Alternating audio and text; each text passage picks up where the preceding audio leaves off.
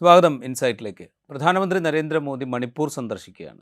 രാജ്യത്തെ ഒരു സംസ്ഥാനം പ്രധാനമന്ത്രി സന്ദർശിക്കുന്നത് ഒരുപക്ഷെ വലിയ വാർത്തയൊന്നും ആകേണ്ടതില്ല. അവിടെ അദ്ദേഹം നടത്തുന്ന ഒരു പ്രഖ്യാപനം ചിലപ്പോൾ വാർത്തയായേക്കാം. പക്ഷേ ഇത് സന്ദർശനം പ്രഖ്യാപിച്ചത് മുതൽ അത് വലിയ വാർത്തയാവുകയാണ്. എന്തുകൊണ്ടെന്നാൽ മണിപ്പൂരിൽ കുക്കികൾക്കെതിരായ വംശഹത്യ ശ്രമം ആരംഭിച്ചിട്ട് 2 വർഷവും 4 മാസവുമായി. ഇക്കാലത്തിനിടെ പലകുറി പ്രധാനമന്ത്രി മണിപ്പൂർ സന്ദർശിക്കണം എന്ന ആവശ്യമുയർന്നിരുന്നെങ്കിലും അദ്ദേഹം ആ ഭാഗത്തേക്ക് നോക്കാൻ തയ്യാറായിട്ടില്ല. പ്രധാനപ്പെട്ട പ്രതിപക്ഷ പാർട്ടികളൊക്കെ പ്രധാനമന്ത്രി വിദേശ രാജ്യങ്ങളിൽ നടത്തിക്കൊണ്ടിരിക്കുന്ന പലവിധത്തിലുള്ള സന്ദർശനങ്ങളെ ചൂണ്ടിക്കാണിച്ചുകൊണ്ട് എന്തുകൊണ്ട് നിങ്ങൾ മണിപ്പൂരിലേക്ക് പോകുന്നില്ല എന്ന ചോദ്യം ചോദിച്ചിരുന്നു. മണിപ്പൂരിൽ ഈ അക്രമ പരമ്പര അരങ്ങേറാൻ തുടങ്ങി മാസങ്ങൾക്ക് ശേഷമാണ് അതേക്കുറിച്ച് പ്രതികരിക്കാൻ പോലും നമ്മുടെ പ്രധാനമന്ത്രി തയ്യാറായത്. അതുതന്നെയും അവിടുത്തെ 2 സ്ത്രീകളെ ആൾക്കൂട്ടം നഗ്നരാക്കി മർദ്ദിക്കുകയും ഉപദ്രവിക്കുകയും ഒക്കെ ചെയ്യുന്ന ദൃശ്യങ്ങൾ പുറത്തു വന്നതിന് ശേഷം മാത്രം. അതിനുശേഷം ഈ മണിപ്പൂർ വിഷയം ഉന്നയിച്ച് പാർലമെൻറ്റിൽ അവിശ്വാസ പ്രമേയത്തിന് പ്രതിപക്ഷം നോട്ടീസ് കൊടുത്ത് ആ പ്രമേയത്തിൻ്റെ ചർച്ചയ്ക്കിടയിൽ അതിന് മറുപടി നൽകുമ്പോൾ 2 വരിയിൽ മാത്രമാണ് പ്രധാനമന്ത്രി മണിപ്പൂരിനെക്കുറിച്ച് പരാമർശിച്ചത്. ഈ വിധത്തിൽ മണിപ്പൂരിൽ എന്തെങ്കിലും പ്രശ്നങ്ങൾ നടക്കുന്നതായി പോലും ഭാവിക്കാതിരുന്ന പ്രധാനമന്ത്രി അവിടം സന്ദർശിക്കുന്നു എന്നുള്ളതാണ് ഇപ്പോൾ ഇതിന് വാർത്താമൂല്യം നൽകിയത്. അവിടെ ചെന്ന അദ്ദേഹം മെയ്തൈ കുക്കി വിഭാഗങ്ങളെ പ്രത്യേകമായിട്ടാണ് കാണുന്നത്. അതിനുശേഷം ഒരു പൊതുപരിപാടിയിൽ പങ്കെടുക്കവേ 7300 കോടിയുടെ വികസന പദ്ധതികൾ അദ്ദേഹം അവിടെ പ്രഖ്യാപിക്കുന്നു. പുതിയൊരു പ്രതീക്ഷയുടെയും വിശ്വാസത്തിൻ്റെയും പ്രഭാതം മണിപ്പൂരിൽ ഉണ്ടായിക്കഴിഞ്ഞിരിക്കുന്നു എന്നാണ് അദ്ദേഹം അവകാശപ്പെടുന്നത്. അപ്പോഴും ഈ അക്രമങ്ങളെ തുടർന്ന് പലായനം ചെയ്യപ്പെട്ട 60,000-ഓളം മനുഷ്യർ അവർക്ക് തിരിച്ചു വരാൻ സാധിക്കുമോ എന്ന ഉറപ്പില്ല. ഈ ഘട്ടത്തിലാണ് നമ്മൾ ഇതിനെക്കുറിച്ച് സംസാരിക്കുന്നത്. നമുക്കൊപ്പം ഉള്ളത് റിസാൽ അപ്ഡേറ്റിൻ്റെ പ്രേക്ഷകർക്കൊക്കെ സുപരിചിതനാണ് സീനിയർ ജേർണലിസ്റ്റ് ജോർജ് കള്ളിവേൽ. അദ്ദേഹം മണിപ്പൂരിനെക്കുറിച്ച് ഈ വംശഹത്യാശ്രമം നടന്നതിന് ശേഷം അതേക്കുറിച്ചുള്ളൊരു പുസ്തകം പ്രസിദ്ധീകരിച്ച ആളാണ്. നിരന്തരം അവിടുത്തെ സംഭവവികാസങ്ങളെ സൂക്ഷ്മമായി വിലയിരുത്തിക്കൊണ്ടിരിക്കുന്ന വ്യക്തിയുമാണ്. സ്വാഗതം ഇൻസൈറ്റിലേക്ക്. എങ്ങനെ കാണുന്നു പ്രധാനമന്ത്രിയുടെ ഈ സന്ദർശനത്തെ? പ്രധാനമന്ത്രിയുടെ സന്ദർശനം തീർച്ചയായിട്ടും വൈകിയെങ്കിലും സ്വാഗതാർഹമാണ്. ബെറ്റർ ലേറ്റ് ദാൻ നെവർ എന്നാണല്ലോ ഇംഗ്ലീഷിലെ ചൊല്ല് തന്നെ. തീർച്ചയായിട്ടും 27 മാസം 2.25 വർഷത്തിലേറെ കാലം അദ്ദേഹം മണിപ്പൂരിലേക്ക് തിരിഞ്ഞു നോക്കിയില്ല. അദ്ദേഹം ഈ രാജ്യത്തിന്റെ ഭരണത്തലവനാണ്. പ്രധാനമന്ത്രി ഭരണത്തലവൻ ഈ രാജ്യത്തെ ഒരു പ്രധാന സംസ്ഥാനത്ത് ഇത്രയേറെ വലിയ കലാപം ഉണ്ടാകുകയും 300ഓളം പേർ മരിക്കപ്പെട്ടു. കാരണം കൃത്യമായ കണക്കുകളൊന്നുമില്ല. ദേശീയ മാധ്യമങ്ങളൊക്കെ അത് 270, 260 എന്നൊക്കെ പറയുന്നുണ്ട്. പക്ഷേ 300 അല്ല. അതിന് കൃത്യമായ കണക്ക് ഉണ്ടാകാനും പോകുന്നില്ല. മരണം തന്നെ ആയിരക്കണക്കിന് ആൾക്കാർക്ക് പരിക്കേറ്റു. ഏതാണ്ട് 70,000-ഓളം പേര് ഭവനരഹിതരായി. ഇപ്പോഴും 57,000 പേര് അവിടെ വിവിധ ദുരിതാശ്വാസ ക്യാമ്പുകളിൽ ഇരകളായി കഴിയുന്നുണ്ട്. വീടും കൂടിയും ജീവനോപാധികൾ നഷ്ടപ്പെട്ടവര്. അപ്പം മണിപ്പൂരിലെ ജനങ്ങൾ സമാധാനത്തിന്റെ പാത തിരഞ്ഞെടുക്കണമെന്നാണ് ഇന്ന് ചുരാചന്ദ്പൂരിൽ, കുക്കി ഭൂരിപക്ഷ മേഖലയായ ചുരാചന്ദ്പൂരിൽ, ഞാൻ അവിടെ നേരിട്ട് പോയിട്ടുള്ള ആളാണ്. അവിടെ പ്രധാനമന്ത്രി പീസ് ഗ്രൗണ്ടിൽ എന്ന് പറയുന്ന അവിടുത്തെ ചുരാചന്ദ്പൂരിലെ സമാധാന മൈതാനിയിൽ നടത്തിയ പ്രസംഗത്തെ പറഞ്ഞത്. അപ്പൊ അദ്ദേഹം ഇന്ന് ഈ ജനങ്ങൾ സമാധാനത്തിന്റെ പാത തെരഞ്ഞെടുക്കണമെന്നും സമാധാനം വികസനത്തിന് പരമപ്രധാനമാണെന്നും ഒക്കെയാണ് അദ്ദേഹം ഇന്ന് പറഞ്ഞത്. അതിന് ധൈര്യത്തിന്റെയും നിശ്ചയദാർഢ്യത്തിന്റെയും നാടാണ് മണിപ്പൂർ എന്ന് അദ്ദേഹം പറയുന്നു. ജനങ്ങളുടെ പ്രതിരോധ ശേഷി, ചൈതന്യത്തെയൊക്കെ അദ്ദേഹം പ്രശംസിക്കുന്നുണ്ട്. മണിപ്പൂരിന്റെ പേരിൽ തന്നെ ഒരു മണിയുണ്ട്, രത്നമുണ്ട് എന്നൊക്കെ പറയുന്നുണ്ട്. അതൊക്കെ വളരെ നല്ല കാര്യമാണ്. പ്രകൃതിയുടെ വിലമതിക്കാനാവാത്ത സമ്മാനമാണ് മണിപ്പൂരിലെ മലയോരങ്ങള്. ജനങ്ങളുടെ അശ്രാന്ത കഠിനാധ്വാനത്തിന്റെ പ്രതിഫലനമാണെന്ന് പ്രസംഗം ശ്രദ്ധേയമാണ്. മണിപ്പൂരിന്റെ വികസനത്തിന്റെ പാതയിൽ ഉറപ്പിച്ചു നിർത്താൻ കേന്ദ്രം സ്ഥിരമായി പ്രവർത്തിക്കുന്നുണ്ടെന്നാണ് പ്രധാനമന്ത്രി ഇന്ന് പറഞ്ഞത്. ഏതാണ്ട് 7,000 കോടി രൂപയുടെ പദ്ധതികൾക്ക് അദ്ദേഹം തറക്കല്ലിട്ടു വിടുന്നുണ്ടെന്ന് പറയുന്നു. ഇംഫാലിൽ ഇന്ന് അദ്ദേഹം ഇപ്പോൾ നടത്തിക്കൊണ്ടിരിക്കുകയാണ് ആ പരിപാടി. അവിടെ 1,300ഓളം കോടിയുടെ അതിൽ പല പദ്ധതികൾ ഇപ്പൊ നിലവിലുള്ളതാണെന്ന് പ്രതിപക്ഷത്തിന്റെ വിമർശനമുണ്ട്. എന്തായാലും സമാധാനത്തിന് വാക്കാൻ ആഹ്വാനം ചെയ്ത ഒരു പ്രധാനമന്ത്രി ഇതിനായിട്ടുള്ള എന്തെങ്കിലും കൃത്യമായ സമഗ്രമായ ഒരു രൂപരേഖയോ പദ്ധതിയോ ഇന്ന് പോലും 27 മാസത്തിന് ശേഷവും ഇപ്പോഴും അശാന്തി തുടരുന്ന ആ നാട്ടിൽ പ്രഖ്യാപിച്ചില്ല. അദ്ദേഹത്തിന് ഇന്ന് വലിയ പ്രതീക്ഷയോടുകൂടിയാണ് ജനം വരുന്നത്. സമാധാനം പുനഃസ്ഥാപിക്കുമെന്നൊരു പ്രതീക്ഷയാണ് അദ്ദേഹം ഇന്നും ആവർത്തിച്ചത്. അതൊരു ഒരു ഒരു ഒരു ഒരു ഇപ്പോൾ ഉത്തരവാദിത്തപ്പെട്ട പ്രധാനമന്ത്രിയിൽ നിന്നും കുറെ കൂടെ കൃത്യവും വ്യക്തവുമായ ഒരു പദ്ധതി പ്രഖ്യാപനം ജനം പ്രതീക്ഷിക്കും. ഒരു സംസ്ഥാനത്തെ ജനങ്ങളെ ഇത്രയേറെ ക്രൂരമായ ഒരു കലാപത്തിനിരയായ ജനങ്ങളെ ആശ്വസിപ്പിക്കാൻ പോലും അങ്ങോട്ട് പോകാതിരുന്നതിനെ കുറിച്ചോ സമാധാനം പുനഃസ്ഥാപിക്കുന്നതിൽ കേന്ദ്ര സർക്കാരിനുണ്ടായ വീഴ്ചയെ കുറിച്ചോ ഒന്നും അദ്ദേഹം പറയില്ല. അത് മൗനം പാലിച്ചു. അത് ഒന്നും മണിപ്പൂരി ജനത കാണാതെ പോകില്ല. ഒരു കാര്യം മറക്കരുത്, ഏതാനും മാസങ്ങളായി കേന്ദ്ര സർക്കാരിന്റെ നേരിട്ടുള്ള ഭരണത്തില്, രാഷ്ട്രപതി ഭരണത്തിലുള്ള സംസ്ഥാനം കൂടിയാണ് എന്ന കാര്യം നമുക്ക് വിസ്മരിക്കാൻ കഴിയില്ലല്ലോ. മണിപ്പൂർ കലാപത്തിലെ ഇരകൾക്ക് പുനരധിവാസത്തിനായിട്ട് അദ്ദേഹം ഇന്ന് പ്രഖ്യാപിച്ചത് വെറും 500 കോടിയുടെ പദ്ധതിയാണ്. ഈ 500 കോടിയുടെ ഒരു പദ്ധതി കൊണ്ട് മണിപ്പൂരിലെ മെയ്തേയ്കൾക്ക് പോലും അത് തികയത്തില്ല. നമുക്കറിയാം, മഹാഭൂരിപക്ഷം കുക്കികൾക്കാണ് അവിടെ കൂടുതൽ ഇരകളായത്. ഈ അവിടെയുള്ള ക്യാമ്പുകളിൽ മഹാഭൂരിപക്ഷവും കുക്കി കുന്നുകളിലാണ്. കുക്കികളായ കുടുംബങ്ങളാണ് വളരെയേറെ കൂടിയുള്ളത്. അവിടെ നമുക്കറിയാം, അവർക്ക് വീടുകൾ നഷ്ടപ്പെട്ടവര്, ആരാധനാലയങ്ങൾ നഷ്ടപ്പെട്ടവര്, വിദ്യാഭ്യാസം മുടങ്ങിയവര്, ജീവനോപാധികൾ പൂർണ്ണമായി ഇല്ലാതായവര്, അവരെയൊക്കെ പുനരധിവസിപ്പിക്കുവാൻ എന്താണ്? അതിന് ഈ 500 കോടി ഏതായാലും മതിയാവും.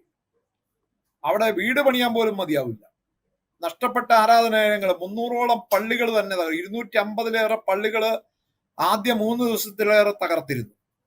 ഒരു 7 മുതൽ 10 വരെ അമ്പലങ്ങളും തകർക്കപ്പെട്ടിട്ടുണ്ട്. അപ്പൊ തീർച്ചയായിട്ടും അവയൊക്കെ പുനഃസ്ഥാപിക്കേണ്ടതുണ്ട്. കാരണം ജനങ്ങളില് സമാധാനത്തിന്റെ ഒരു ആശ്വാസം. അപ്പോൾ നമുക്കറിയാം, ഇതിനിടയ്ക്ക് സസ്പെൻഷൻ ഓഫ് ഓപ്പറേഷൻസ് എന്ന് പറയുന്ന ഒരു കരാർ കഴിഞ്ഞ ദിവസം ഒപ്പുവെച്ചിരുന്നു കേന്ദ്ര സർക്കാർ, കേന്ദ്ര ആഭ്യന്തര മന്ത്രാലയവും അവിടുത്തെ കുക്കി സായുധ ഗ്രൂപ്പുകളും വിമത സായുധ ഗ്രൂപ്പുകളുമായിട്ട്. അത് നേരത്തെ ഉള്ളതാണ്, വളരെ മുമ്പേ ഉള്ളതാണ്. അത് കുറെ കാലമായിട്ട് അത് പെൻഡിങ് വെച്ചിരിക്കുകയായിരുന്നു. ഈ SOO എന്ന് പറയുന്ന സസ്പെൻഷൻ ഓഫ് ഓപ്പറേഷൻസ് കരാർ റദ്ദാക്കണമെന്നതായിരുന്നു മെയ്തേയ്കളുടെ വലിയൊരു ആവശ്യം. പക്ഷെ ഏതായാലും മെയ്തേയ് തീവ്രവാദികളുടെ ആ ആവശ്യത്തിന് വഴങ്ങാതെ അത്തരത്തിലൊരു കരാർ ഒപ്പുവെച്ചു. പക്ഷെ കരാർ ഒപ്പുവെക്കുമ്പോൾ ഇപ്പോൾ മെയ്തേയ് സംഘടനകൾ പറയുന്നത് അവരോട് പറഞ്ഞ വാക്കുകളിൽ നിന്ന് മാറ്റം വന്നിരിക്കുന്നു എന്നാണ് അവർ പറയുന്നത്. അതായത് ഈ കരാർ ഒപ്പുവെച്ചപ്പോൾ പറഞ്ഞ വാഗ്ദാനങ്ങൾക്ക് നിന്നുള്ള ഒരു പുറകോട്ട് പോക്കലാണ് ഇപ്പോൾ നടന്നിരിക്കുന്നത് എന്നാണ് അവർ പറയുന്നത്. എന്തായാലും അതിനകത്തൊക്കെ ഒരു ചെറിയ പ്രശ്നമുണ്ട്. അത് നമ്മൾ കണ്ടില്ല എന്ന് നടിക്കാൻ പറ്റില്ല. അത് എവിടെ ചെന്ന് അവസാനിക്കുമെന്ന് ഇപ്പൊ പറയാനും മേല. ഒരു വലിയ ഒരു പ്രതിസന്ധി ആ മേഖലയിൽ ഉണ്ട് ഇപ്പോൾ. അതുകൊണ്ട് അത് പറയുമ്പോഴേ ഇപ്പോൾ ബിരേൻ സിംഗ് സർക്കാർ ഈ വംശീയമായ ഈ ആസൂത്രിത ആക്രമണം വ്യാപിപ്പിക്കുമ്പോൾ അതിനൊരു പൊളിറ്റിക്കൽ ലക്ഷ്യം ഉണ്ടായിരുന്നല്ലോ. ഭൂരിപക്ഷം വരുന്ന മെയ്തേയ് വിഭാഗത്തിന് BJPയുടെ ഒപ്പം ചേർക്കുക, അല്ലെങ്കിൽ അവരുടെ വലിയ കോൺസ്റ്റിറ്റ്യുവൻസിയായി ഡെവലപ്പ് ചെയ്യുക എന്നുള്ളൊരു ലക്ഷ്യം അവിടെ ഉണ്ടായിരുന്നു. ഈ കലാപം തുടങ്ങി ഇത്രയും കാലത്തിനിടെ കേന്ദ്ര സർക്കാർ ചെയ്തു എന്ന് നമുക്ക് പറയാൻ കഴിയുന്നത് കാരണം ബിരേൻ സിംഗിനെ കൊണ്ട് രാജിവെപ്പിച്ചു, അവിടെ രാഷ്ട്രപതി ഭരണം ഏർപ്പെടുത്തി, അവിടുത്തെ ക്രമസമാധാന പാലനം കേന്ദ്ര സർക്കാർ ഏറ്റെടുത്തു എന്നുള്ളത് മാത്രമാണ് നമുക്ക് പറയാൻ കഴിയുന്ന ഏക കാര്യം. അതിനുശേഷം ഇത്രയും കാലത്തിന് ശേഷം ചെല്ലുമ്പോൾ ഈ 2 വിഭാഗങ്ങളും പ്രധാനമന്ത്രിയുടെ സന്ദർശനത്തിനെതിരെ നിൽക്കുന്ന കാഴ്ച നമ്മൾ കാണുന്നുണ്ടല്ലോ. ഇപ്പോൾ കുക്കിയിലെ ചില സംഘടനകൾ എതിർക്കുന്നു, അതേപോലെ മെയ്തേയിലെ തീവ്ര സംഘടനകളും എതിർക്കുന്നു. ഈ 2 ഗ്രൂപ്പും എതിർക്കാനുള്ള കാരണം എന്താണ്? അത് മെയ്തേകൾ എതിർക്കാനുള്ള പ്രധാനപ്പെട്ട കാരണം എന്താണ്?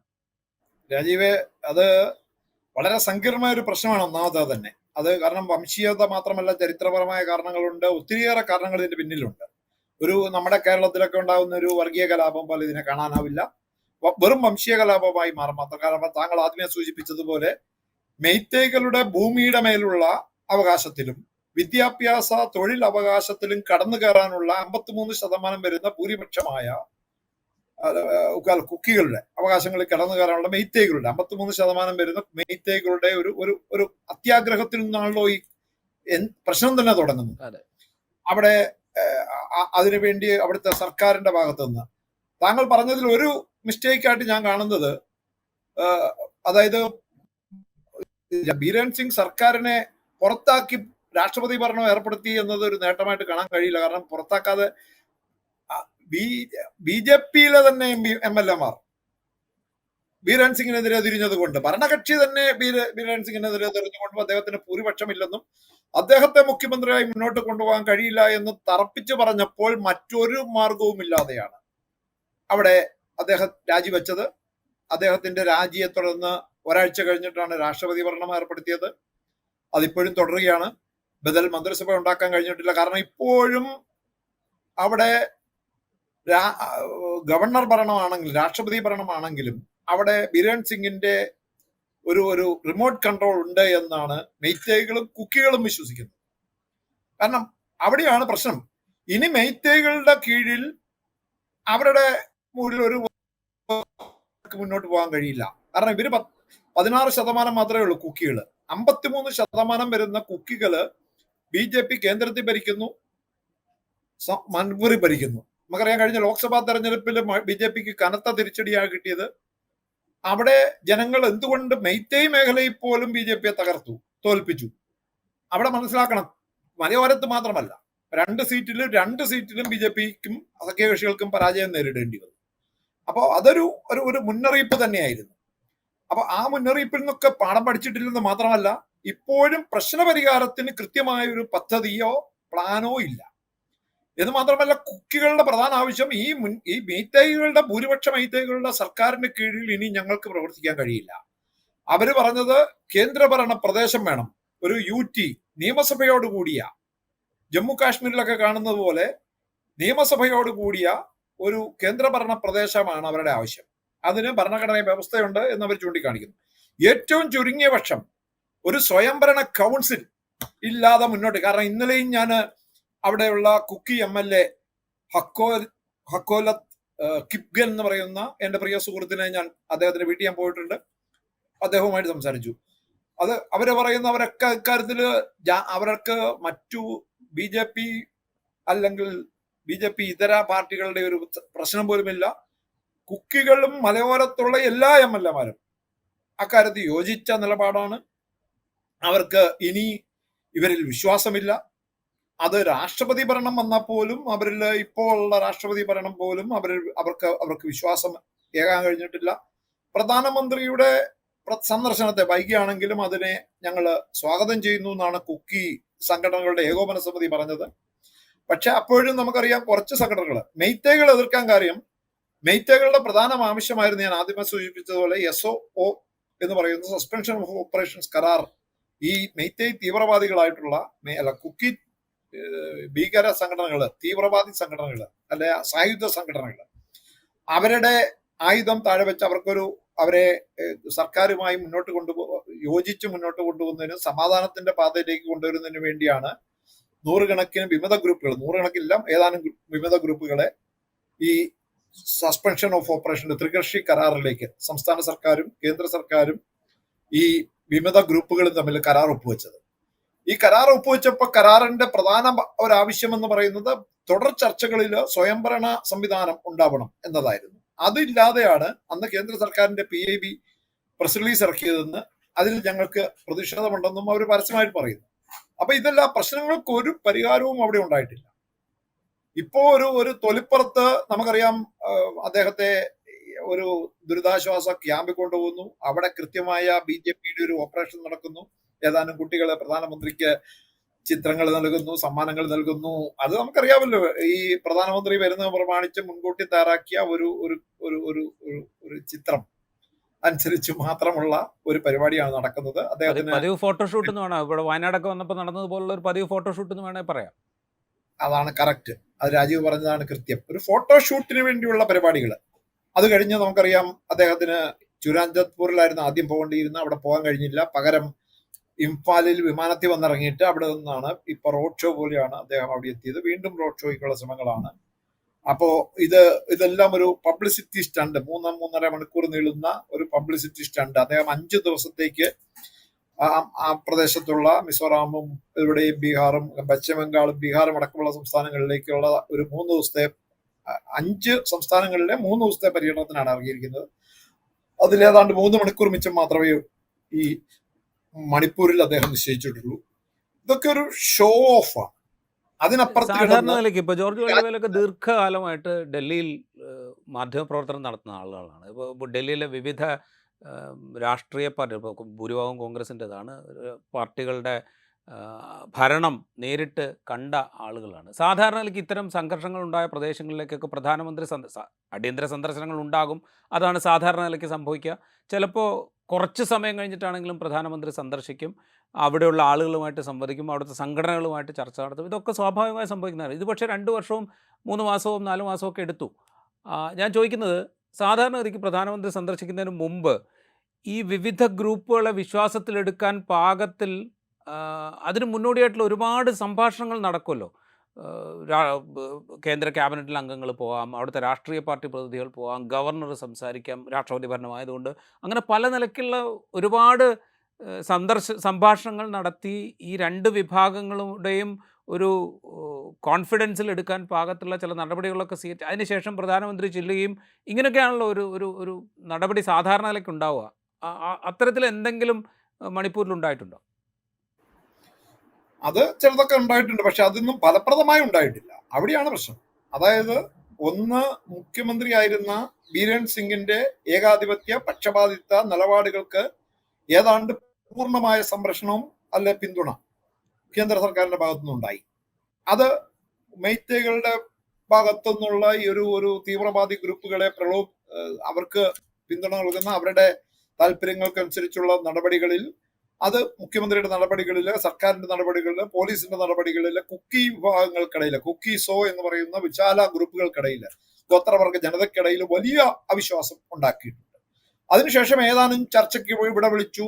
ആഭ്യന്തരമന്ത്രി അമിത്ഷാ അവിടെ പോയി. പക്ഷെ ഒരു ഗൗരവമായ ഒരു നടപടിയും, ഈ പ്രശ്നത്തിന്റെ സങ്കീർണത കൂടെ മനസ്സിലാക്കണം. നമ്മുടെ മറ്റ് സംസ്ഥാനത്തൊന്നും ഉണ്ടാകുന്ന പോലത്തെ ഒരു ചെറിയ പ്രശ്നമായിരുന്നില്ല. നേരത്തെ നമുക്കറിയാം, നാഗാലാൻഡില്, മിസോറാമില്, ത്രിപുരയിലൊക്കെ കലാപം ഉണ്ടായപ്പോൾ പ്രധാനമന്ത്രി നേരിട്ട് അവിടെ എത്തുകയും ഏതാണ്ട് ആഴ്ചകൾക്കുള്ളിൽ, 1 മാസം പോലും തികയുന്നതിന് മുമ്പ് പലപ്പോഴും കലാപം അടിച്ചമർത്തി പരമാവധി 3 മാസം നീളുന്നതിന് ഈ കലാപത്തെ ഇല്ലാതാക്കുകയും അവിടെ ഒരു സമാധാനത്തിന്റെ വഴിയിലേക്ക് ഈ കലാപകാരികളെ കൊണ്ടുവരുന്നതിന് പ്രധാനമന്ത്രി അടക്കമുള്ള കേന്ദ്ര സർക്കാർ കൃത്യമായ നടപടികൾ സ്വീകരിച്ചിരുന്നു. പക്ഷെ ഇത്തവണ അതുണ്ടായിട്ടില്ല. അങ്ങനെ ഒരു ഒരു ഒരു ഒരു ഒരു ഒരു നീക്കം പോലും ഉണ്ടായില്ല എന്നത് അതീവ ഗൗരവമായ കാര്യമാണ്. നമുക്കറിയാം, വളരെ ഗുരുതരമായ പെൺകുട്ടികളെ തെരുവിലൂടെ നഗ്നരാക്കി ജനക്കൂട്ടം നടത്തിച്ച് ബലാത്സംഗം ചെയ്യൽ, ഒരാൾ കൊല്ലപ്പെട്ടു, പിന്നെ പലരെയും അങ്ങനെ ചെയ്തു, കഴുത്തറത്തു, വെടിവെച്ചു, കൂട്ടക്കൊലപാതകങ്ങൾ നടത്തി, വളരെ നിഷ്ഠൂരമായി നമുക്ക് പറയാൻ പോലും കഴിയാത്ത അത്രയും മോശമായ കൊലപാതകങ്ങൾ നടന്നു. ഇതിലൊക്കെ സുപ്രീം കോടതി കൂടി ഇടപെട്ടില്ലായിരുന്നെങ്കിൽ ഒരു നടപടിയും ഉണ്ടാകുമെന്ന് അവിടെ ആർക്കും പ്രതീക്ഷയില്ല. ഇപ്പൊ പോലും അവർക്കൊന്നും നടപടി, പ്രത്യേക കോടതി ഉണ്ടാക്കിയിട്ടുണ്ട്, അവർ ആസാമിലേക്ക് മാറ്റിയിട്ടുണ്ട്, അതിനകത്ത് കുറെ മിക്കവാറും കേസുകൾ NIA ഏറ്റെടുത്തിട്ടുണ്ട്. പക്ഷേ ഇതുവരെയും അതിലെ അതിൽ പോലും ഒരു പ്രതീക്ഷ ഉണ്ടായിട്ടില്ല. ചുരുക്കത്തിൽ, ഈ ഇപ്പോഴത്തെ പ്രധാനമന്ത്രിയുടെ ഈ സന്ദർശനം കൊണ്ട് കാണേണ്ടിയിരുന്ന ലക്ഷ്യം, താങ്കൾ പറഞ്ഞ പോലെ ഒരു ഗ്രഹപാഠം ചെയ്യേണ്ടതുണ്ട്. വളരെ കൃത്യമായി എല്ലാ വിഭാഗങ്ങളുമായും ചർച്ച ചെയ്യേണ്ടതുണ്ട്. അവര് കുറെയൊക്കെ ചർച്ച നടത്തിയിട്ടുമുണ്ട്. അതുകൊണ്ട് ഭാഗമാണ് SOAO എന്ന് പറയുന്ന സസ്പെൻഷൻ ഓഫ് ഓപ്പറേഷൻസ് എന്ന് പറയുന്ന കരാർ ഒപ്പിട്ടത് തന്നെ. അതൊരു വലിയ നേട്ടമാണ്. കാരണം അതൊരു വലിയ സമാധാനത്തിലേക്ക് ഒരു ചുവടുവെപ്പ് തന്നെയാണ്. മെയ്തേകളുടെ കടുത്ത എതിർപ്പ്, മെയ്തേയ് എന്ന് പറയുന്ന പ്രത്യേകിച്ച് മെയ്തേയ് ലിപ്പൂൺ എന്ന് പറയുന്നതും ഒക്കെയുള്ള തീവ്രവാദി സംഘടനകളുണ്ട്. അവരുടെ എതിർപ്പുകളെ അവഗണിച്ചുകൊണ്ട് തന്നെയാണ് അത് നടപ്പാക്കിയിരിക്കുന്നത്. അതിന്റെ ഒരു ഗുണം അവിടെ ഉണ്ട്. അത് കണ്ടില്ല എന്ന് നടിക്കാൻ പറ്റത്തില്ല. അവിടെ ആ ഗുണം, അത് മാത്രമല്ല, കുറേയേറെ കാര്യങ്ങളിൽ ഇന്നിപ്പോ ചുരാഞ്ചത്പൂർ ചെന്നിറങ്ങാനും അവിടെ ഈ ഇത്തരത്തിലുള്ളൊരു സമ്മേളനം നടത്താനും പ്രധാനമന്ത്രിക്കെതിരെ കുറെ എതിർപ്പുകളൊക്കെ ഉണ്ടായി. കുറെ പ്രതിപക്ഷത്തിന്റെ, കോൺഗ്രസിന്റെ നേതൃത്വത്തിൽ തന്നെ എതിർപ്പുകൾ ഉണ്ടായിട്ടുണ്ട്.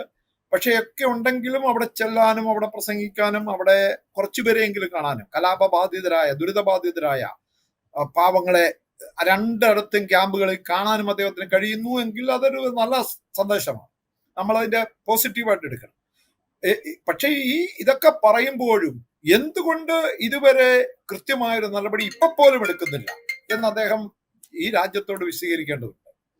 ഇവിടെ പ്രധാനമന്ത്രിയും കേന്ദ്ര സർക്കാരും നേരിട്ട് പല കാര്യങ്ങളും ചെയ്തിട്ടില്ല എന്നതിന് തെളിവാണ് ഇപ്പൊ പോലും ഇതിനെ രണ്ട് വിഭാഗങ്ങളും എതിർക്കുന്നത്. പ്രധാനപ്പെട്ട പല വിഭാഗങ്ങൾക്കും ഇതിനകത്ത് ആ കേന്ദ്ര സർക്കാരിന്റെ നടപടികളിൽ വിശ്വാസമില്ല. ആ വിശ്വാസമില്ലായ്മയാണ് ഇപ്പോഴും സമാധാനം അകറ്റിക്കൊണ്ടിരിക്കുന്നത്. വിശ്വാസം പുനഃസ്ഥാപിക്കുക എന്നതാണ് പ്രധാന കാര്യം. അത് ഉണ്ടാവുന്നില്ല. ആ ഒരു കാര്യത്തിലാണ് ഇനി കൃത്യമായ എന്തെങ്കിലും ഒരു ഗൗരവമായ നടപടികൾ ഉണ്ടാവേണ്ടത്. അല്ലാതെ ഏതെങ്കിലും ഒരു സംസ്ഥാനത്ത് എന്ന് കുറെ വർത്തമാനം പറഞ്ഞു, അവിടെ പൊക്കി പറഞ്ഞു, അല്ലെ അവരെ നിങ്ങൾക്ക് സമാധാനത്തിന് ആഹ്വാനം ചെയ്തു. ഈ സമാധാനത്തിനൊക്കെയുള്ള ആഹ്വാനം ആദ്യത്തെ ആഴ്ച തന്നെ നടത്തേണ്ടതാണ്, അല്ലെ 2 ദിവസത്തിനകം നടത്തേണ്ടതാണ്. അത് അന്ന് ചെയ്യേണ്ട കാര്യം 2.5 വർഷം കഴിഞ്ഞ് ചെയ്യുന്നത് തന്നെ ഗുരുതരമായ വീഴ്ചയാണ്. അതായത് justice delayed is justice denied ആണ്. അതായത് നിങ്ങൾക്ക് നീതി വൈകിക്കുന്നത് നീതി നിഷേധിക്കുന്നതിന് തുല്യമാണ്. അതാണ് ഇംഗ്ലീഷിലെ പ്രശസ്തമായ ചൊല്ല്. 1800-കളിൽ അന്നത്തെ ബ്രിട്ടീഷ് പ്രധാനമന്ത്രി പറഞ്ഞ ഒരു ഒരു ഒരു ചൊല്ലാണത്. British justice delayed is justice denied. അത് ഇന്നും പ്രസക്തമാണ് എല്ലായിടത്തും. അപ്പൊ തീർച്ചയായിട്ടും മണിപ്പൂർ ജനതയ്ക്ക് നീതിയും സമാധാനവും സുരക്ഷയും അവരുടെ പുനരധിവാസവും അവരുടെ ജീവനോപാധിയും വിദ്യാഭ്യാസവും അത് പ്രത്യേകിച്ച് ശ്രീ ജോർജ് അലുവൽ, ഇത് പറയുമ്പോഴേ ഇപ്പോൾ താങ്കൾ ഈ പറയുന്ന രീതിയിൽ കാര്യങ്ങൾ അഡ്രസ്സ് ചെയ്യണമെങ്കിൽ ഈ വീട് നഷ്ടപ്പെട്ട് അഭയാർത്ഥി ക്യാമ്പുകളിൽ ഇത്രയും കാലമായി തുടരുന്ന ഈ 57,000-ൽ അധികം വരുന്ന ജനങ്ങൾക്ക് അവർക്ക് ഒരു പുനരധിവാസം ഉറപ്പ് നൽകാൻ സർക്കാരിന് കഴിയണം. അതുപോലെ ഇപ്പോൾ മറ്റ് മിസോറാമിലേക്കൊക്കെ പലായനം ചെയ്തു പോയ ആളുകൾക്ക് മടങ്ങി വരാനുള്ള ഒരു അന്തരീക്ഷം ഉണ്ടാകും എന്ന് പറയാൻ കഴിയണം. കുക്കി വിഭാഗത്തിൽപ്പെട്ടവർക്ക് അവരുടെ വിശ്വാസധാരയ്ക്കനുസരിച്ച് ജീവിച്ചു പോകാൻ പറ്റുന്ന അന്തരീക്ഷം അവിടെ ഉണ്ടാകും എന്ന് ഉറപ്പ് കൊടുക്കാൻ സാധിക്കണം. അവരുടെ വിദ്യാഭ്യാസ സ്ഥാപനങ്ങൾ തകർക്കപ്പെട്ടത് പുനഃസൃഷ്ടിച്ചു കൊടുക്കാൻ സാധിക്കണം. അല്ലെങ്കിൽ ഇതിനൊക്കെ എന്തെങ്കിലും ഒരു പരിപാടി വേണം, അത് നിങ്ങളുടെ മുമ്പിൽ വെക്കാൻ സാധിക്കണം. അതുപോലെ ഈ 2 ധ്രുവങ്ങളിലായി നിൽക്കുന്ന സമുദായങ്ങളെ ഒരുമിച്ചൊരു പ്ലാറ്റ്ഫോമിൽ ഇരുത്താനെങ്കിലും, അങ്ങനെ ഒരു സംഭാഷണത്തിനെങ്കിലും കേന്ദ്ര സർക്കാരിനും പ്രധാനമന്ത്രിക്കും സാധിക്കണം. എങ്കിൽ മാത്രമല്ലേ നമ്മൾ ഈ വിശ്വാസത്തിൻ്റെ വീണ്ടെടുപ്പ് എന്നോ അല്ലെങ്കിൽ അവരിൽ ആത്മവിശ്വാസം ജനിപ്പിക്കാൻ അങ്ങനെ എന്തെങ്കിലും ഉണ്ടോ ഇതിൽ? ഈ പറയുന്ന 7,300 കോടി രൂപയുടെ പ്രൊജക്റ്റ് എന്ന് പറയുന്നത്? താങ്കൾ ഇപ്പൊ പറഞ്ഞാണ് നമുക്ക് വളരെ സങ്കടം തോന്നുകയാണ്. അതായത് ഈ ഈ ചില പ്രഖ്യാപനങ്ങൾ കൊണ്ടൊന്നും പ്രശ്നം ഉണ്ടാവുന്നില്ല. വളരെ ആഴത്തിലുള്ള 2 വ്യത്യസ്ത രാജ്യങ്ങളിലെ പോലാണ് ജനങ്ങൾ കഴിയുന്നത്. ഇപ്പോഴും കുക്കിയിലെ മലയോര മേഖലയിലേക്ക് മെയ്തേയ്കൾക്കോ മെയ്തേയ്കളുടെ താഴ്വാരത്തേക്കോ കുക്കികൾക്കോ വരാൻ കഴിയുന്നില്ല. അവിടെയാണ് ഭരണകൂടം ഇരിക്കുന്നത്, അവിടെയാണ് വികസനം മുഴുവൻ നടക്കുന്നത്. എല്ലാ സ്ഥാപനങ്ങളും താഴ്വാരത്താണ് ഇരിക്കുന്നത്. വളരെ ഒരു 10 കിലോമീറ്റർ ചുറ്റളവിലാണ് മണിപ്പൂരിന്റെ എല്ലാ പ്രധാന സ്ഥാപനങ്ങളും, വിദ്യാഭ്യാസ സ്ഥാപനങ്ങളായിക്കോട്ടെ, ആരോഗ്യ സ്ഥാപനങ്ങൾ, റീജിയണൽ എയിംസ് പോലുള്ള RIS എന്ന് പറയും, അവിടെ ഇൻസ്റ്റിറ്റ്യൂട്ട് ഓഫ് മെഡിക്കൽ സയൻസസ്, റിംസ്, അതെല്ലാം ഇരിക്കുന്നത് ഇംഫാലിലാണ്. ഇംഫാൽ താഴ്വര കുക്കികളുടെ പൂർണ്ണ നിയന്ത്രണത്തിലാണ്. അവിടെ ഉണ്ടായിരുന്ന മെയ്തേകളുടെ പൂർണ്ണ നിയന്ത്രണം. കുക്കികളെ പോലും അവിടുന്ന് ആട്ടി ഓടിച്ചു. അപ്പൊ ഈ ആഴത്തിലുള്ള മുറിവുണക്കാൻ പോലും, അവരിൽ പരസ്പരം വിശ്വാസം പ്രസ്താവിക്കാൻ പോലും ഉള്ള നടപടികൾ ഇപ്പോഴും ഉണ്ടായിട്ടില്ല. അതാണ് വളരെ ഗുരുതരമായി. ഇത് എത്ര കാലത്തിന് ശേഷം, 2 വർഷം 2.25 വർഷം കഴിഞ്ഞിരിക്കുന്നു. ഇപ്പോഴെങ്കിലും ഇവരെ ഒരുമിച്ച് നിർത്താൻ. കുറെ കാലമായിട്ട് വലിയ കലാപങ്ങൾ ഉണ്ടാകുന്നില്ല. കാരണം അവിടെ പോലീസ് വളരെ കുറെയൊക്കെ അവരുടെ ആയുധങ്ങൾ കീഴടക്കാൻ പറഞ്ഞു, കുറെ കീഴടക്കി. അവർ സ്വയം അടിയറവ് വെച്ചു. ഈ മെയ്തേയിലെയും കുക്കികളുടെയും തീവ്രവാദി ഗ്രൂപ്പുകളെ ഒരു പരിധിവരെ നിലയ്ക്ക് നിർത്താനായിട്ട് ഈ സർക്കാർ ശ്രമിച്ചിട്ടുണ്ട്. അത് കുറെയൊക്കെ വിജയിച്ചിട്ടുണ്ട്. റോഡുകളിലെ ഗതാഗതം ഭാഗികമായെങ്കിലും പുനഃസ്ഥാപിക്കാൻ കഴിഞ്ഞിട്ടുണ്ട്. പക്ഷെ അതൊക്കെ വളരെ താൽക്കാലികമാണ്. അതൊന്നും അല്ല യഥാർത്ഥത്തില്. അതും വേണം. അതോടൊപ്പം വളരെ പ്രധാനപ്പെട്ടതാണ് ഈ മുറിവടക്കുക എന്ന് പറയുന്നത്. മനസ്സിലുണ്ടായിരിക്കുന്ന തീവ്രമായ ആഴ്ന്ന വിടവുണ്ട്, അതൊരു മുറിവാണ്. അത് ഉണക്കാതെ എന്തൊക്കെ നൽകിയാലും ഇനി കുക്കികൾ എന്ന് പറഞ്ഞാൽ ഞാൻ പറഞ്ഞ പോലെ 53% വരുന്ന ഭൂരിപക്ഷവും ഭരണവും കേന്ദ്ര സർക്കാരും അവിടുത്തെ ഭൂരിപക്ഷ സമുദായം എല്ലാം അവർ ഒരുമിച്ച് നിൽക്കുമ്പോൾ ഒരു പിന്തുണയും ഇല്ലാതെ പോരാളികളായ 16% വരുന്ന ന്യൂനപക്ഷങ്ങള് അവര് അതിനുവേണ്ടി നിൽക്കുമ്പോൾ അത് അവരെ പിന്തുണയ്ക്കാനെങ്കിലും കഴിയേണ്ടതുണ്ട്. അവർക്ക് പൂർണ്ണമായ ഒരു ആശ്വാസം കൊടുക്കാൻ കഴിയേണ്ടതുണ്ട്. അതൊന്നും ഈ ഗവൺമെന്റിന്റെ ഭാഗത്തുനിന്ന് ഉണ്ടായിട്ടില്ല. ഞാൻ അവസാനം ഒരു കാര്യം ചോദിച്ചിട്ട്, ഇപ്പോൾ സാധാരണ നിലയ്ക്ക് ഇത്തരം ഒരു സംഘർഷമൊക്കെ ഉണ്ടായിക്കഴിഞ്ഞാൽ, ഇപ്പോൾ ഈ 2014 ശേഷമോ അല്ലെങ്കിൽ അദ്ദേഹം നരേന്ദ്രമോദി ഗുജറാത്ത് മുഖ്യമന്ത്രിയായിരുന്ന സമയത്ത് അദ്ദേഹത്തിൻ്റെ ഒരു മോഡസ് ഓപ്പറാൻഡി എന്ന് പറയുന്നത് വലിയ വികസന പദ്ധതികൾ നടപ്പാക്കുക. ആ വികസന പദ്ധതികളിലൂടെ ഈ പറയുന്ന വംശഹത്യാശ്രമത്തിൻ്റെയോ അല്ലെങ്കിൽ കലാപത്തിൻ്റെയോ അല്ലെങ്കിൽ വലിയ ആക്രമത്തിൻ്റെയോ ഒക്കെ മുറിവുകൾ ഇല്ലാതായ ഒരു പ്രതീതി ജനിപ്പിക്കുക എന്നത് അദ്ദേഹം വളരെ തന്ത്രപരമായിട്ട് നടപ്പാക്കി. അത് ഗുജറാത്തിൽ അത് തന്ത്രപരമായി നടപ്പാക്കിയത് നമ്മൾ കണ്ടു. ഇപ്പോൾ ഇവിടെ കുക്കികൾക്ക് മേധാവിത്വമുള്ളൊരു പ്രദേശത്ത് വന്ന് വലിയ വികസന പദ്ധതികൾ പ്രഖ്യാപിക്കുമ്പോൾ അവിടുത്തെ ജനത ഈ വികസന പദ്ധതികൾ വരുന്നതോടുകൂടി അല്ലെങ്കിൽ ആ പദ്ധതികളുടെ നടത്തിപ്പ് ഉണ്ടാകുമെന്നുള്ളൊരു പ്രതീക്ഷയിൽ ഈ സംഭാഷണത്തിൻ്റെ പാതയിലേക്ക് അല്ലെങ്കിൽ ഒരു സമാധാനത്തിൻ്റെ പാതയിലൊക്കെ വരും എന്ന ഒരു പ്രതീക്ഷയാണോ പ്രധാനമന്ത്രിക്ക്? എനിക്ക് രാജീവ് പറഞ്ഞ പ്രതീക്ഷയിൽ അത്ര വരെ പ്രധാനമന്ത്രിക്ക് അങ്ങനെ പ്രതീക്ഷ ഉണ്ടെന്ന് ഞാൻ കരുതുന്നില്ല. കാരണം വികസനം എന്ന് പറയുന്നത് അവിടെ ഇപ്പോൾ ഉണ്ടായിരിക്കുന്നത് ഈ കുക്കി മേഖലകളിലെ, പ്രത്യേകിച്ച് അവിടെ നിന്ന് ഇംഫാലിൽ നിന്ന് കുക്കി ജില്ലകളിലൂടെ കടന്നു പോകുന്ന 1-2 പുതിയ ഹൈവേകളുടെ നിർമ്മാണം നടക്കുന്നുണ്ട്. അത് ഹൈവേകൾ മാത്രമാണ്. അത് കൂടുതൽ ആർക്ക് ഉപകരിക്കും എന്നതൊക്കെ വേറൊരു പ്രശ്നമാണ്. അത് എല്ലാവർക്കും ഉപകരിക്കുന്നുണ്ട്. പക്ഷേ അതിനപ്പുറത്ത് കിടന്ന് വികസനം ഇപ്പോഴും മലയോര മേഖലയിലില്ല. എന്ന് മാത്രമല്ല, അവരെയൊക്കെ വലിയ കുറ്റവാളികളായി, മയക്കുമരുന്ന് കടത്തുകാരായി, കറുപ്പ് കൃഷിയുടെ ആളുകളായി, തീവ്രവാദികളായി, നുഴഞ്ഞുകയറ്റക്കാരായി, വിദേശികളായി ഒക്കെ ചിത്രീകരിക്കുകയും ആ സാധാരണ ജനതയെ അവരുടെ ഒരു ഒരു ഒരു മതത്തിന്റെ പേരിലൊക്കെ അവരെ ക്രൂശിക്കുകയും ചെയ്യുന്ന വളരെ ദയനീയമായ ഒരു സ്ഥിതിവിശേഷമുണ്ട്. അത് ഒക്കെ മാറിയാലായി ഈ വികസനം എന്ന് പറയുന്നത് നഗരങ്ങളിലെ കുറെ ഹൈവേകളോ പ്രധാന നഗരങ്ങൾ, നമുക്ക് പ്രത്യേകിച്ചും മണിപ്പൂരിന്റെ ഒരു പ്രത്യേകത, അതൊരു ഒരു ഒരു കോപ്പ പോലെയാണ്. നടുക്ക് കുറച്ച് ഭാഗം, താഴ്ഭാഗം, താഴ്വാരം, അവിടെ മാത്രമാണ് വികസനം നടക്കുന്നത്. അവിടെയാണ് മെയ്തേയ്കളുടെ മേഖല, അവിടെയാണ് ഭരണം നടക്കുന്നത്, അവിടെയാണ് പ്രധാന വികസനങ്ങളെല്ലാം. ചുറ്റുമുള്ള വൻകിട പ്രദേശങ്ങളും മലയോരങ്ങൾ, അതിൽ കുറച്ച് ഭാഗമേ ഇൻഹാബിറ്റന്റ് ആയിട്ടുള്ളൂ. അതൊക്കെ അവിടെ ഗ്രാമങ്ങളാണ്, ഈ ഗോത്രവർഗ ഗ്രാമങ്ങളാണ്. അവിടെ നാഗകളുണ്ട്, കുക്കികളുടെ തന്നെ വിവിധ വിഭാഗങ്ങളുണ്ട്. ഓരോ ഗ്രാമങ്ങളും ഓരോരുത്തരുടെയാണ്. അവിടെയൊക്കെ പോലീസ് വലിയ തോതിൽ റെയ്ഡ് നടത്തുന്നു, അവരെ മാത്രം ഭീഷണിപ്പെടുത്തുന്നു, മറ്റിടത്ത് അത്തരത്തിൽ ഉണ്ടാവുന്നില്ല. അത് അവരുടെ ഒരു ചരിത്രപരമായ അവരെല്ലാം ഇന്ത്യയോട് വളരെ കൂറുള്ളവരാണ്. അത് മെയ്തേയ്കൾ മാത്രമല്ല, കുക്കികളും നാഗകളും. ഉക്രൂൾ എന്ന് പറയുന്ന ജില്ലയൊക്കെ നാഗകളുടെ കേന്ദ്രമാണ്. മറ്റ് ജില്ലകള്, മലയോര ജില്ലകൾ കൂടുതലും കുക്കീസോ വിഭാഗങ്ങളുടേതാണ്. നമുക്കറിയാം, അവര് മിസോറാമിലുള്ള ആളുകളുമായി ബന്ധമുണ്ട്, മ്യാൻമറുമായ ആളുകളുമായി ബന്ധമുണ്ട്. അതൊക്കെ കുടുംബ ബന്ധങ്ങൾ തന്നെയുണ്ട്. അതൊക്കെ ഒരു ദിവസം കൊണ്ട് അങ്ങ് വെട്ടിമാറ്റാമെന്നോ ഇവിടെ പൂർണ്ണമായും അത് പുനഃസ്ഥാപിക്കാം. അപ്പൊ സമാധാനം കൊണ്ടുവരണമെങ്കിൽ ഇവിടെ സമാധാനമാണ് ഏറ്റവും പ്രധാനം. പ്രധാനമന്ത്രി തന്നെ പറഞ്ഞ പോലെ വികസനത്തിന് സമാധാനമാണ് ഏറ്റവും പ്രധാനം. ആ സമാധാനം കൊണ്ടുവരുന്നതിന് വേണ്ടി കൃത്യമായി ആളുകളെ വിശ്വാസത്തിലെടുക്കുവാനും അവരുടെ മുറിവടക്കുവാനും അവർക്ക് ആശ്വാസം പകരുവാനും അവരുടെ പുനരധിവാസത്തിന് കൃത്യമായ ഒരു പദ്ധതി പ്രഖ്യാപിക്കുവാനും ഒക്കെ, ഒരു പുനരധിവാസ പാക്കേജ് പ്രഖ്യാപിക്കുവാനും ഒക്കെ കഴിയേണ്ടതുണ്ട്. അതൊന്നും ഉണ്ടായിട്ടില്ല. പേരിന് ഒരു 500 കോടിയുടെ പദ്ധതി ഉണ്ടായിട്ടുണ്ട്. ഈ 500 കോടി അത് കുക്കിക്ക് എത്ര കിട്ടും എന്ന കാര്യത്തിൽ സംശയമുണ്ട്. കാരണം ഞാൻ അവിടുത്തെ ദുരിതാശ്വാസ ക്യാമ്പിൽ പോയപ്പോൾ എന്നോട് അവിടുത്തെ ജില്ലാ കളക്ടർ, പേര് പറയാൻ പറ്റില്ല എന്ന് അദ്ദേഹം പറഞ്ഞു, ആ ഇംഫാലിലെ ദുരിതാശ്വാസ ക്യാമ്പിൽ 1000 രൂപ കൊടുത്താൽ ഈ മലയോര പ്രദേശത്തെ ദുരിതാശ്വാസ ക്യാമ്പിൽ ഞങ്ങൾക്ക് 500 രൂപ പോലും കിട്ടുന്നില്ല. അവിടുത്തെ ഇരകൾക്ക് കൊടുക്കാൻ 500 രൂപ പോലും കിട്ടുന്നില്ല. അവിടെ ആസാം റൈഫിൾസ് ഏതാണ്ട് നീതിപൂർവമായി നടത്തിക്കൊണ്ടിരുന്ന അവരെ അവിടുന്ന് നീക്കം ചെയ്തു. അതൊക്കെ നമ്മൾ മാറ്റം കാണണം. എന്നിട്ട് CRPF-നെ CESF-നെ ഏൽപ്പിക്കുകയാണ്.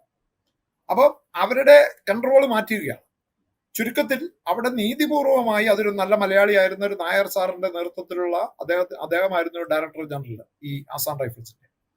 അദ്ദേഹമായിട്ട് ഞാൻ വളരെ വിശദമായി, അദ്ദേഹം വളരെ മാന്യനായ ഒരു മനുഷ്യനാണ്. അദ്ദേഹത്തിനൊന്നും ഒരു തരത്തിലുള്ള, ഇവിടെ മുഴുവൻ ക്രൈസ്തവരാണ്, അദ്ദേഹം ഒരു നായരാണ്. പക്ഷെ അദ്ദേഹം പറയുന്നത് ഇതിനകത്ത് ജാതി മതമൊന്നുമില്ല, ആ ജനതയ്ക്ക് സംരക്ഷണം കിട്ടും, അവർക്ക് സുരക്ഷ ഉറപ്പാക്കാൻ കഴിയണം എന്നതാണ്. അങ്ങനെയെങ്കിൽ അവര് തികഞ്ഞ രാജ്യസ്നേഹികളാണ്.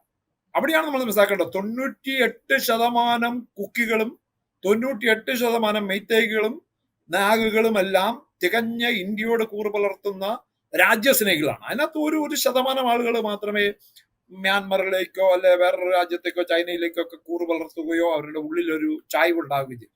അവര് വിഘടനവാദികളാണ്. ആ വിഘടനവാദികളെ ഒറ്റപ്പെടുത്തണമെങ്കിൽ അത് കാശ്മീരായാലും മണിപ്പൂരിലായാലും വടക്കിഴക്കൻ സംസ്ഥാനങ്ങളിൽ എവിടെയായാലും അത് രാജ്യത്തെ ജനങ്ങളെ വിശ്വാസത്തിലെടുക്കുവാനും അവരെ കൂടെ നിർത്തുവാനും അവരെ ഈ രാജ്യത്തെ പൗരന്മാർക്കുള്ള എല്ലാ അവകാശങ്ങളും സംരക്ഷണവും സുരക്ഷയും അവർക്കും ഉറപ്പ് കിട്ടുന്നു. അവർക്ക് തൊഴിൽ അവസരങ്ങൾ, അവർക്ക് വിദ്യാഭ്യാസ അവസരങ്ങളൊക്കെ ഉറപ്പ് കൊടുക്കുവാനും. ഇത് ഗോത്ര ജനതയാണ്, അവർ ആദിവാസികളാണ്, അവർക്ക് ഷെഡ്യൂൾ ട്രൈബാണ്. ആ ഷെഡ്യൂൾ ട്രൈബിനുള്ള അവകാശങ്ങള്, വിദ്യാഭ്യാസ തൊഴിൽ അവകാശങ്ങളും ഭൂമിയിൽ മേലുള്ള അവരുടെ അവകാശവും കടന്നു കയറാനുള്ള ശ്രമങ്ങളും അവിടെ വലിയ വൻകിട കോർപ്പറേറ്റുകൾക്ക് എസ്റ്റേറ്റുകൾ ഉണ്ടാക്കാനും അത് പാം ഓയിൽ മുതല് പലതരത്തിലുള്ള വൻകിട കൃഷികൾ, ആയിരക്കണക്കിന് ഏക്കറുകളാണ് റിലയൻസും അദാനിയും നമ്മുടെ രാംദേവിന്റെ ഗ്രൂപ്പും ഒക്കെ അവിടെ അതിന് ലക്ഷ്യമിടുന്നത്. കുറെയൊക്കെ അവിടെ ഉണ്ട് തന്നെ. അപ്പൊ അതൊക്കെ അവരുടെ കോർപ്പറേറ്റ് താല്പര്യങ്ങളല്ല ജനതാല്പര്യം എന്ന് മനസ്സിലാക്കുവാനും അവിടെ ഏറ്റവും ഭംഗിയുള്ള ഒരു സംസ്ഥാനത്ത് ഏറ്റവും നല്ലവരായ, ഏറ്റവും കഠിനാധ്വാനികളായ ജനങ്ങളുള്ള മലയോര ഗ്രാമത്തിൽ അവർ പോരാളികളാണ്. എക്കാലത്തും അവർ മെയ്റ്റേയ് രാജാക്കന്മാരുടെ സംരക്ഷകരായിരുന്നു കുക്കി പടയാളികള്. അതാണ് ചരിത്രം. ആ മെയ്റ്റേയ് ആ കുക്കികൾക്ക് ഒറ്റ തിരിഞ്ഞാക്രമിക്കുവാനും, നാഗകളും കുക്കികളും എല്ലാം ഒരുമിച്ചാ സമരം തുടങ്ങിയത്, ആദിവാസികൾ ഒരുമിച്ചാ. പക്ഷെ അതിൽ നിന്ന് നാഗകളെ ഒഴിവാക്കി കുക്കികളെ മാത്രം ഒറ്റപ്പെടുത്തി ആക്രമിക്കുകയും അത് കുക്കികൾക്കെതിരെ മാത്രമാക്കുവാനും, കുക്കികളും അവർ നാഗകളും 98% പേരും ക്രൈസ്തവരാണ്. ഇവിടെ മെയ്റ്റേയ്കളും ക്രൈസ്തവരുണ്ട് ഒരു ഭാഗമെങ്കിലും. അവരുടെ മെയ്റ്റേയ്കളുടെ ക്രൈസ്തവ പള്ളികളും ആക്രമിക്കപ്പെട്ടു. അപ്പൊ ഇവിടെയൊക്കെ ജാതീയമായ മതപരമായ വിവേചനം പോലും കാണാൻ കഴിയും. അപ്പൊ അതൊക്കെ കണ്ടില്ല, എല്ലാം അങ്ങ് കണ്ണടച്ചിരുട്ടാക്കാൻ അല്ല, ഇനിയെങ്കിലും രാജ്യത്തെ ജനങ്ങളെ ഒറ്റക്കെട്ടായി കാണുവാനും നീതിയും സമാധാനവും സുരക്ഷയും ഒക്കെ എല്ലാവർക്കും കൊടുക്കാനും നിഷ്പക്ഷമായി പ്രവർത്തിക്കുന്ന ഒരു ഭരണ സംവിധാനം ഉണ്ടാകേണ്ടതുണ്ട്. അവിടെ രാഷ്ട്രീയത്തിനും മതത്തിനും അപ്പുറത്ത് രാജ്യം ഒറ്റക്കെട്ടായി നിന്നില്ലെങ്കിൽ ഒറ്റ കാര്യം ചോദിച്ചിട്ട് അവസാനിപ്പിക്കാം. അവസാനമായിട്ട് ഒറ്റ കാര്യം ഇവിടെ, ഈ 2 വർഷവും 3 മാസവും അല്ലെങ്കിൽ 2 വർഷവും 4 മാസവും ഏതാണ്ട് 4 മാസമാകുന്നു. അപ്പോൾ ഇത്രയും കാലം എടുത്തതിന് ശേഷം ഇപ്പോൾ എന്തുകൊണ്ട് സന്ദർശനം എന്നുള്ളൊരു ക്വസ്റ്റ്യൻ കൂടിയുണ്ട്. ഇപ്പോൾ ക്രിസ്തീയ വിഭാഗങ്ങളുമായിട്ട് കേരളമൊക്കെ ലക്ഷ്യമിട്ടിട്ടാണെങ്കിൽ ക്രിസ്തീയ വിഭാഗങ്ങളുമായിട്ട് വളരെ അടുപ്പം ഉണ്ടാക്കാൻ BJP ശ്രമം നടത്തുന്ന കാഴ്ച നമ്മൾ കാണുന്നുണ്ട്. അതിന് ചില ഫലങ്ങൾ ഉണ്ടായതായിട്ട് അവർ തന്നെ വിലയിരുത്തുന്നുണ്ട്. കേരളത്തിലാണ് തെരഞ്ഞെടുപ്പുകൾ വരാൻ പോകുന്നു, അതൊരു കാരണമാണോ? അതോ ഇപ്പോൾ നേരത്തെ താങ്കൾ സൂചിപ്പിച്ച അദാനി, അംബാനി, രാംദേവ് തുടങ്ങിയ ആളുകൾക്കൊക്കെ വലിയ ബിസിനസ് താല്പര്യങ്ങളുണ്ട്. ആ ബിസിനസ് താല്പര്യങ്ങൾ നടക്കണമെങ്കിൽ അവിടെ സമാധാനം വേണം എന്നുള്ള താല്പര്യമുണ്ട്. എന്താണ് ഇപ്പോൾ പ്രധാനമന്ത്രി സന്ദർശനത്തിന് തിരഞ്ഞെടുക്കാനുള്ളൊരു സമയം, ഇത് തിരഞ്ഞെടുക്കാനുള്ളൊരു കാരണമായിട്ട് താങ്കൾക്ക് തോന്നുന്നു? എനിക്ക് തോന്നുന്നത് പ്രധാനമന്ത്രി നിർബന്ധിതനായി എന്ന് പറയുന്നതാണ് കുറെ കൂടെ ശരി. ഞാൻ പറഞ്ഞില്ലേ, വടക്ക് കിഴക്ക് മിസോറാമില് റെയിൽവേയുടെ പദ്ധതി ആദ്യമായി മിസോറാമിൽ റെയിൽവേ അത് ഉദ്ഘാടനം ചെയ്യേണ്ടത് പ്രധാനമന്ത്രിക്ക് പോയി അതിന്റെ ക്രെഡിറ്റ് എടുത്തേ പറ്റൂ. അതോടൊപ്പം മറ്റു പല പദ്ധതികൾ അയൽ സംസ്ഥാനങ്ങളിലെല്ലാം പോകുന്നുണ്ട്. അപ്പം മണിപ്പൂര് ഒരിക്കൽ കൂടെ ഇനിയെങ്കിലും പോകില്ലെങ്കിൽ മിസോറാമിലെ ജനതയും കുക്കികളും തമ്മിലുള്ള ബന്ധമുണ്ട്. അപ്പൊ അദ്ദേഹം സ്വാഭാവികമായിട്ടും നിർബന്ധിതനാകുമായിരുന്നു. അപ്പൊ അതിനുവേണ്ടിയുള്ള ചില ലൊട്ടിലൊടുക്ക് നമ്മുടെ നാട്ടിൽ പറയുന്ന ചില പ്ലാസ്റ്ററൊട്ടിക്കൽ ആണ് ഇപ്പോൾ നടന്നിരിക്കുന്നത്. അതിനപ്പുറത്ത് കിടന്ന് ഗൗരവമായ, അതിനകത്ത് ആകെ ഞാൻ കാണുന്നത് സസ്പെൻഷൻ ഓഫ് ഓപ്പറേഷൻസും അത് നീട്ടിയതാണ്. ആ ഒരു കരാറ് നീട്ടിയത് മാത്രമാണ് അതിനകത്തൊരു കൃത്യമായൊരു നടപടി ഉണ്ടായിരിക്കുന്നത്. അത് ഇനിയെങ്കിലും കുക്കി MLA-മാരെയും ജനപ്രതിനിധികളെയും ഒക്കെ വിളിച്ചു വരുത്തി കൂടുതൽ, അവർ വരാത്തതിന്റെ കാരണം അവരെ വിളിച്ചാൽ അവർ വരില്ല, കാരണം അവർക്ക് വിശ്വാസമില്ല. ആ വിശ്വാസമില്ലാത്തത് കാരണം തികച്ചും ഏകപക്ഷീയമാണ് കേന്ദ്ര സംസ്ഥാന സർക്കാരുകൾ പെരുമാറിയത്. ഇപ്പോഴും അതിർത്തിയിൽ അവരെ പീഡിപ്പിക്കുകയാണ്, അവരെ മയക്കുമരുന്നിന്റെ കച്ചവടക്കാരായിട്ടും ഒക്കെ ചിത്രീകരിക്കുകയാണ്. യഥാർത്ഥത്തിൽ മയക്കുമരുന്നിന്റെ പ്രധാന കച്ചവടക്കാർ പലരും, അതായത് ഇതിന്റെ ഇരകൾ, ചെറിയ കച്ചവടക്കാർ പലരും കുക്കികളാണെങ്കിലും മെയ്റ്റേയ്കളും അടക്കുന്ന വൻകിട മന്ത്രിമാരടക്കമുള്ള വൻകിട ആളുകളാണ് ഇവരെ ഫിനാൻസ് ചെയ്യുന്നത്, ഈ മയക്കുമരുന്ന് ലോബിയെ. അതൊരു വലിയ പ്രശ്നമാണ്. ആ പ്രശ്നങ്ങളെ എല്ലാം കാണാനായിട്ട് കഴിയേണ്ടതുണ്ട്. അപ്പൊ അതൊക്കെ ഒരു ഒരു ഒരു ഒരു ഒരു സമാധാനത്തിലേക്ക് പോകാൻ കുറെ കൂടെ ഗൗരവമായ നടപടികൾ ആവശ്യമുണ്ട്. ഇനിയെങ്കിലും അതിലേക്ക് കേന്ദ്ര സർക്കാർ പോകട്ടെ എന്ന് മാത്രമേ പറയാൻ കഴിയൂ. നമ്മൾ ഒന്നിനെയും നെഗറ്റീവായി കാണുന്നില്ല. ഈ രാജ്യത്ത് ഒറ്റക്കെട്ടായി നിൽക്കേണ്ടതുണ്ട്, സമാധാനം ആവശ്യമുണ്ട്, അതിലേക്ക് പോകേണ്ടതുണ്ട്, അതിലേക്ക് നമുക്ക് എല്ലാവർക്കും യോജിച്ച് നിൽക്കേണ്ടതുണ്ട്. ഇന്ത്യ ഞാൻ ഇടയ്ക്ക് സൂചിപ്പിച്ചതുപോലെ നമ്മുടെ അയൽ രാജ്യങ്ങളൊക്കെ, ഇപ്പൊ നേപ്പാളിലാണ് ഏറ്റവും അവസാനം ഉണ്ടായത്, വലിയ കലാപങ്ങൾ, ജനകീയ കലാപങ്ങൾ, യുവാക്കൾ പൊട്ടിത്തെറിക്കുന്നത് നമ്മൾ കാണുന്നുണ്ട്. ബംഗ്ലാദേശിൽ അതിന് തൊട്ടു മുമ്പ്, ശ്രീലങ്കയിൽ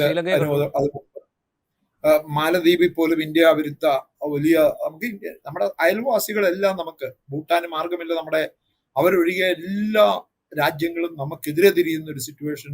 അത് വലിയ അപകടമാണ്. അതിനിടയ്ക്കാണ് അമേരിക്കയും ചൈനയും ഒക്കെ പലതരത്തിലുള്ള വെല്ലുവിളികൾ ഉയർത്തുന്നത്. അപ്പൊ ഈ പ്രതിസന്ധികൾക്കിടയിൽ ജനാധിപത്യ രാജ്യമായ ഇന്ത്യ എല്ലാ കാലത്തും ഒറ്റക്കെട്ടായി ഐക്യത്തോടെ അഖണ്ഡതയോടെ നിലനിൽക്കേണ്ടത് ആവശ്യമാണ്. അങ്ങനെയാണ് നിലനിന്നത്. അതാണ് ഇന്ത്യയുടെ ശക്തി. അതിന് ശക്തമായ ഒരു കേന്ദ്ര സർക്കാരും സംതൃപ്തമായ സംസ്ഥാന സർക്കാരും ജനതയും ഉണ്ടാകേണ്ടതുണ്ട്. അതിനുള്ള ആത്മാർത്ഥമായ ശ്രമങ്ങൾ ഇപ്പോഴും ഉണ്ടായി എന്ന് ഞാൻ വിശ്വസിക്കുന്നില്ല. ആ മേഖലയിൽ പോകുകയും അതേക്കുറിച്ച് മണിപ്പൂരിലെ കലാപത്തെക്കുറിച്ച് ഒരു പുസ്തകം എഴുതുകയും ചെയ്ത ആളെന്നുള്ള നിലയിൽ ഞാൻ പറയുകയാണ്, എനിക്കിപ്പോഴും അവിടെ പ്രതീക്ഷയുണ്ട്. വളരെ നന്ദി ശ്രീ ജോർജ് കള്ളിവേൽ, ഞങ്ങളോട് വളരെ സമഗ്രമായി സംസാരിച്ചത്. മണിപ്പൂരിനെക്കുറിച്ച്, അവിടുത്തെ വിവിധ ജനവിഭാഗങ്ങളെക്കുറിച്ച്, അവരുടെ പ്രശ്നങ്ങളെക്കുറിച്ച്, ഈ പറയുന്ന വംശഹത്യാശ്രമം ഉണ്ടായതിനു ശേഷം ആ ജനവിഭാഗങ്ങൾ അനുഭവിക്കുന്ന ദുരിതത്തെക്കുറിച്ചൊക്കെ എത്രമാത്രം ആഴത്തിലുള്ള അറിവ് അദ്ദേഹത്തിനുണ്ട് എന്നുള്ളതിൻ്റെ കൂടി അടിസ്ഥാനത്തിലാണ് അദ്ദേഹം ഈ പ്രധാനമന്ത്രിയുടെ സന്ദർശനത്തോട് പ്രതികരിക്കുന്നത്. വളരെ നന്ദി ശ്രീ ജോർജ് കള്ളിവേൽ ഞങ്ങളോട് സംസാരിച്ചതിന്. ഇൻസൈറ്റിൻ്റെ ഈ എപ്പിസോഡ് ഇവിടെ പൂർത്തിയാവുന്നു. മറ്റെപ്പിസോഡുമായി വീണ്ടും കാണാം.